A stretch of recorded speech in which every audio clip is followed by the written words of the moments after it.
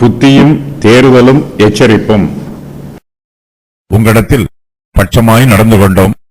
பால் கொடுக்கிற தாயானவள் தன் பிள்ளைகளை காப்பாற்றுகிறது போல நாங்கள் உங்கள் மேல் வாஞ்சியாய் இருந்து தேவனுடைய சுவிசேஷத்தை உங்களுக்கு கொடுத்ததும் அல்லாமல், நீங்கள் எங்களுக்கு பிரியமானவர்களானபடியினாலே எங்கள் ஜீவனையும் உங்களுக்கு கொடுக்க மனதாயிருந்தோம். சகோதரரே, நாங்கள் பட்ட பிரயாசமும் வருத்தமும் உங்களுக்கு ஞாபகமாய் இருக்கும். உங்களில் ஒருவனுக்கும் பாரமாயிராதபடிக்கு இரவும் பகலும் நாங்கள் வேலை செய்து தேவனுடைய சுவிசேஷத்தை உங்களிடத்தில் பிரசங்கித்தோம். விசுவாசிகளாகிய உங்களுக்குள்ளே நாங்கள் எவ்வளவு பரிசுத்தமும் நீதியும் பிழையின்மையுமாய் நடந்தோம் என்பதற்கு நீங்களும் சாட்சி, தேவனும் சாட்சி. மேலும் தம்முடைய ராஜ்யத்திற்கும் மகிமைக்கும் உங்களை அழைத்த தேவனுக்கு நீங்கள் பாத்திரராய் நடக்க வேண்டும் என்று தகப்பன் தன் பிள்ளைகளுக்கு சொல்லுகிறது போல நாங்கள் உங்களில் ஒவ்வொருவனுக்கும் புத்தியும் தேர்தலும் எச்சரிப்பும் சொன்னதை அறிந்திருக்கிறீர்கள். அப்போஸ்தலர் பவுல் தெசலோனிக்கேயரிடத்தில் பட்சமாய் நடந்து கொண்டார்.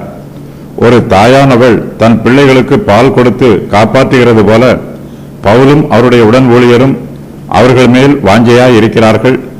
அவர்களிடத்தில் பட்சமாய் நடந்து கொள்கிறார்கள். அவர்களை ஆளுகை செய்ய வேண்டும் என்பது பவுலின் நோக்கமல்ல, அவர்களுடைய ஆத்துமாக்களை ஆதாயம் பண்ண வேண்டும் என்பதே பவுலின் விருப்பம். பால் கொடுக்கிற தாயானவள் தன் பிள்ளையின் சேட்டைகளையெல்லாம் சகித்துக் கொள்வாள். தன் பிள்ளைகள் செய்கிற குறும்புகளை பெரிதுபடுத்த மாட்டாள்.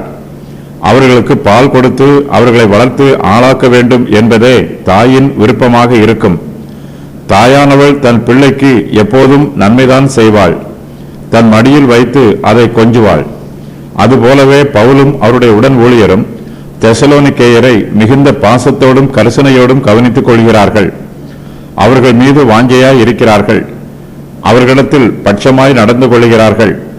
தாயானவள் தன் பிள்ளைகளுக்கு பால் கொடுத்து அவர்களை காப்பாற்றுவது போல அப்போஸ்தலர்கள் தேவனுடைய சுவிசேஷத்தை அவர்களுக்கு அன்போடு அறிவிக்கிறார்கள்.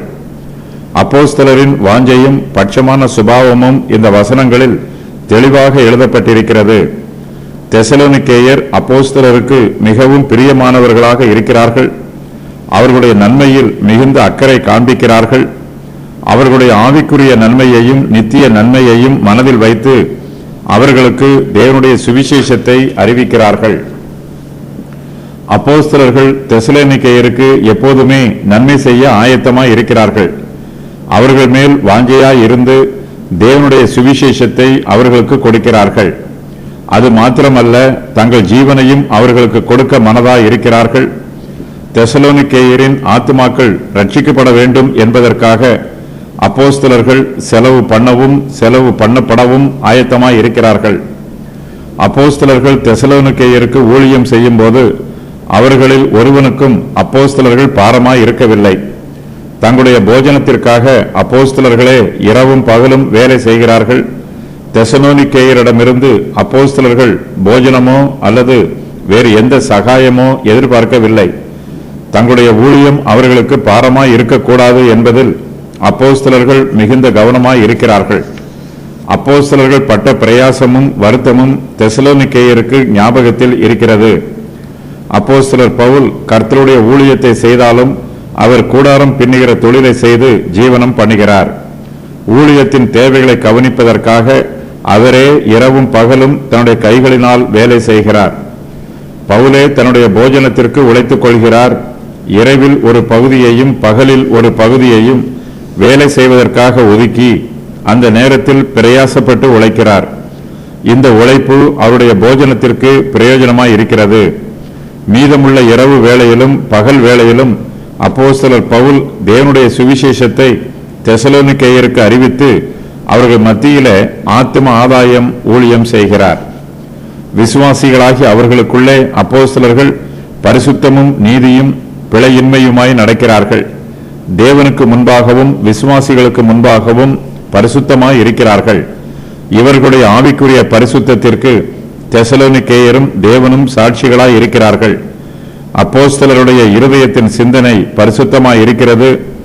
இதற்கு தேவன் சாட்சியாய் இருக்கிறார். அவர்களுடைய பேச்சும் கிரியையும் ஊழியமும் பரிசுத்தமாய் இருக்கிறது. இதற்கு தெசலோனிக்கேயர் சாட்சிகளாய் இருக்கிறார்கள். கர்த்தருடைய ஊழியக்காரர்கள் பரிசுத்தமாக ஊழியம் செய்ய வேண்டும். ஊழியக்காரரை பற்றி விசுவாசிகளும் கர்த்தரும் நற்சாட்சி கொடுக்க வேண்டும். பவுலும் அவருடைய உடன் ஊழியரும் கர்த்தருக்கு முன்பாக நற்சாட்சியுள்ள விசுவாசிகளாகவும் அவருடைய உண்மையுள்ள ஊழியக்காரராகவும் இருக்கிறார்கள். ஒரு தகப்பன் தன் பிள்ளைகளுக்கு நற்புத்தி சொல்லுகிறது போல பவுலும் அவருடைய உடன் ஊழியரும் தெசலோனிக்கேயரில் ஒவ்வொருவனுக்கும் புத்தியும் தேறுதலும் எச்சரிப்பும் சொல்லுகிறார்கள். தாயானவள் தன் பிள்ளைகளை அன்போடும் பாசத்தோடும் வளர்ப்பாள். தகப்பன் தன் பிள்ளைகளுக்கு புத்தியும் தேறுதலும் எச்சரிப்பும் சொல்லி அவர்களை கண்டித்து வளர்ப்பார். அப்போஸ்தலர் பவுல் தெசலோனிக்கேயருக்கு ஆவிக்குரிய தகப்பனாக இருக்கிறார். பால் கொடுக்கிற தாயை போல அவர் தெசலோனிக்கேயரிடத்தில் பட்சமாய் நடந்து கொள்கிறார். அவர்கள் மேல் வாஞ்சையாய் இருக்கிறார். அதே வேளையில் புத்தி சொல்லுகிற தகப்பனை போல அவர் தெசலோனிக்கேயரை எச்சரிக்கவும் செய்கிறார். பவுல் ஆவிக்குரிய தகப்பனாக இருந்தாலும் தன்னுடைய அதிகாரத்தை அவர்கள் மீது காண்பிக்கவில்லை. அதற்கு பதிலாக அவர் தகப்பனை போல தெசலோனிக்கேயரிடத்தில் அன்போடும் கரிசனையோடும் புத்தி சொல்லுகிறார். அவர்கள் பாதை தவறி போகும்போது அதே அன்போடு அவர்களை எச்சரிக்கிறார். தேவன் நம்மை தம்முடைய ராஜ்யத்திற்கும் மகிமைக்கும் அழைத்திருக்கிறார். நம்மை அழைத்த தேவனுக்கு நாம் பாத்திரராய் நடக்க வேண்டும். தேவன் நம்மை அழைப்பது நமக்கு கிடைத்திருக்கிற மிகப்பெரிய சிலாக்கியம். தம்முடைய ராஜ்யத்திலும் மகிமையிலும் பங்கு பெறுமாறு அவர் நம்மை அழைத்திருக்கிறார். இந்த அழைப்பு சுவிசேஷத்தின் மூலமாய் தேவனிடமிருந்து நமக்கு வந்திருக்கிறது. இந்த சுவிசேஷத்தின் மூலமாய் நமக்கு கடமையும் கொடுக்கப்பட்டிருக்கிறது. நம்மை அழைத்த தேவனுக்கு நாம் பாத்திரராய் நடக்க வேண்டும். இது நம்முடைய ஆவிக்குரிய கடமை.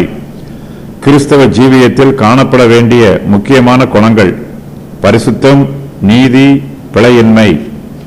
3 விதமான ஊழியம்: புத்தி சொல்லுதல், தேற்றுதல், எச்சரிப்பு சொல்லுதல்.